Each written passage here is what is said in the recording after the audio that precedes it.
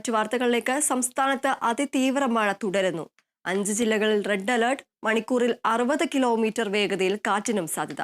ബുധനാഴ്ച വരെ ശക്തമായ മഴ തുടരുമെന്ന് കാലാവസ്ഥാ വകുപ്പ് അറിയിച്ചു. മലയോര മേഖലയിൽ ജാഗ്രതാ നിർദ്ദേശം പുറപ്പെടുവിച്ചിട്ടുണ്ട്. കേരള, കർണാടക, ലക്ഷദ്വീപ് തീരങ്ങളിൽ ഈ മാസം 18 വരെ മത്സ്യബന്ധനത്തിന് വിലക്കേർപ്പെടുത്തി. കനത്ത മഴയിൽ മരങ്ങൾ ട്രാക്കിലേക്ക് വീണ് ട്രെയിനുകൾ വൈകി. വേണാട് എക്സ്പ്രസ് പുറപ്പെടാൻ 2 മണിക്കൂർ വൈകും. കൂടുതൽ വിവരങ്ങളുമായി റിയാസ് KMR ചേരുന്നു. റിയാസ്, എന്തൊക്കെയാണ് കോഴിക്കോട് ജില്ലയിൽ നിന്നുള്ള നിലവിലെ മഴയുടെ സാഹചര്യം? വാർത്തയുടെ കൂടുതൽ വിശദാംശങ്ങൾ എന്തൊക്കെയാണ്?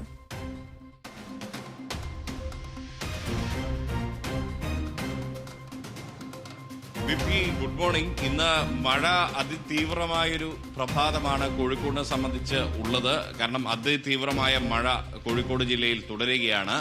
നേരത്തെ ഓഫീസിലേക്കൊക്കെ വരുമ്പോൾ സാധാരണ രീതിയിൽ എടുക്കുന്ന സമയമല്ല ഇത്തവണ ഇന്നത്തെ ഈ ദിവസം മഴയിൽ നമ്മൾ വരാനെടുത്തത് എന്നുള്ളതാണ്. അത്ര പോലും ഇരുചക്ര വാഹന യാത്രികരെ സംബന്ധിച്ച് വണ്ടി ഓടിച്ച് മുന്നോട്ട് നീങ്ങാനാവാത്ത അവസ്ഥ. ഇരുചക്ര വാഹനം മാത്രമല്ല, 4 ചക്രമായാലും ഇനി അതിൽ കൂടുതലുള്ള ചക്രം ഉള്ള വാഹനമായാലും ഓടിച്ച് മുന്നോട്ട് നീങ്ങാനാവാത്ത അത്രയും ശക്തമായ മഴയാണ് ഇന്ന് ഉണ്ടായിരുന്നത്. ഇപ്പോൾ ഉണ്ടായിക്കൊണ്ടിരിക്കുന്നതും അങ്ങനെയാണ്. രാവിലെ മുതൽ തന്നെ, പുലർച്ചെ മുതൽ തന്നെ അതിശക്തമായ മഴയാണ് ഉള്ളത്.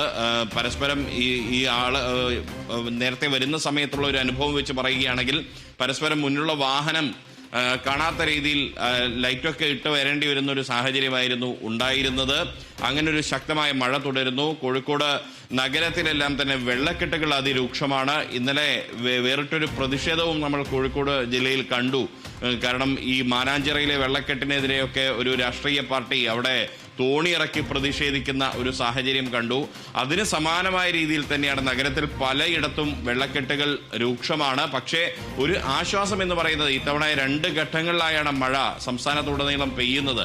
ആ 2ാം ഘട്ട മഴ എന്ന രീതിയിൽ ആദ്യത്തെ ഘട്ടത്തിൽ കോഴിക്കോട് ജില്ലയെ സംബന്ധിച്ച് അരീക്കാട് ഉൾപ്പെടെ റെയിൽവേ ട്രാക്കിൽ മരങ്ങൾ പൊട്ടിവീഴുന്ന ഒരു സാഹചര്യം, അല്ലെങ്കിൽ മറ്റിടങ്ങളിൽ മരങ്ങൾ കടപുഴകുന്ന സാഹചര്യമൊക്കെ ഉണ്ടായിരുന്നു. വലിയ നാശനഷ്ടമൊക്കെ ഉണ്ടായിരുന്നു. പക്ഷേ ഈ 2ാം ഘട്ടത്തിൽ ചുരുക്കം ചില അനിഷ്ട സംഭവങ്ങൾ ഒഴിച്ചു നിർത്തിക്കഴിഞ്ഞാൽ കാര്യമായ പരിക്കുകളോ അല്ലെങ്കിൽ ആളപായമോ ആർക്കുമില്ലാത്ത വിധത്തിൽ തന്നെയാണ് മഴ പെയ്തുകൊണ്ടിരിക്കുന്നത്. അതൊരു ആശ്വാസമാണ്.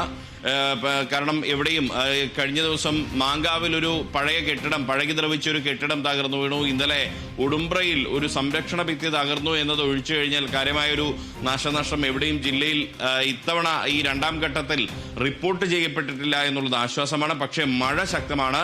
പ്രത്യേകിച്ച് തീരദേശങ്ങളിലൂടെ കടന്നു വരാനൊക്കെ വലിയ ബുദ്ധിമുട്ടാണ്. ഒരേ സമയം മഴയും ഈ കടൽക്ഷോഭത്തിന്റെയും കടൽക്കാറ്റിന്റെയും ഒക്കെ വലിയൊരു വെല്ലുവിളിയുമൊക്കെ അതിജീവിക്കേണ്ടുന്ന ഒരു സാഹചര്യമാണ്. തീരദേശത്തുള്ളവരെ സംബന്ധിച്ച് അവർ വലിയ ഒരു ഭയാശങ്കയോടുകൂടിയാണ് കഴിയുന്നത്. കാരണം കള്ളക്കടൽ പ്രതിഭാസം, ഒപ്പം തന്നെ കടൽ തിരമാലകൾ ആഞ്ഞടിക്കുന്ന സാഹചര്യം, ഇതൊക്കെ ഉണ്ടാകുന്ന ഒരു സ്ഥിതിയുണ്ട്.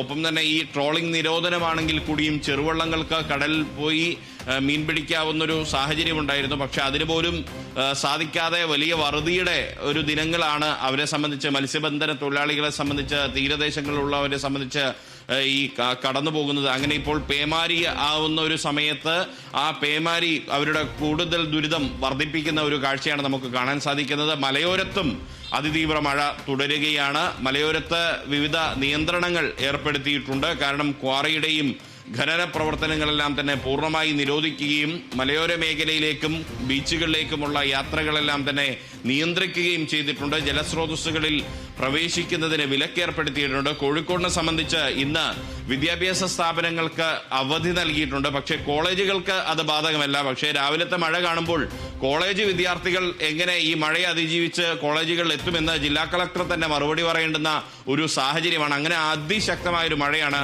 ഇപ്പോൾ തുടർന്നുകൊണ്ടിരിക്കുന്നത്. ഇപ്പോഴാണ് മഴയ്ക്കൊരു നേരിയൊരു ശമനമെന്ന് പറയാൻ പറ്റില്ല. മഴ ഇപ്പോഴും പെയ്തുകൊണ്ടിരിക്കുന്നുണ്ട്. ദീപ്തി, ശരി.